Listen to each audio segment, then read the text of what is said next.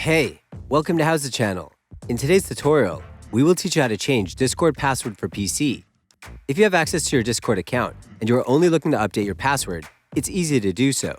Go to Taskbar Search, type Discord, click on the app to launch it.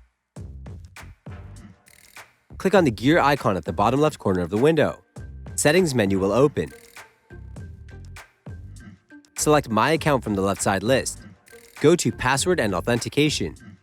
Click on Change Password button. A pop-up window will appear. Type the current password. Enter a new password. Confirm new password. Click on Done to save the settings. That's it. Thanks for watching the video.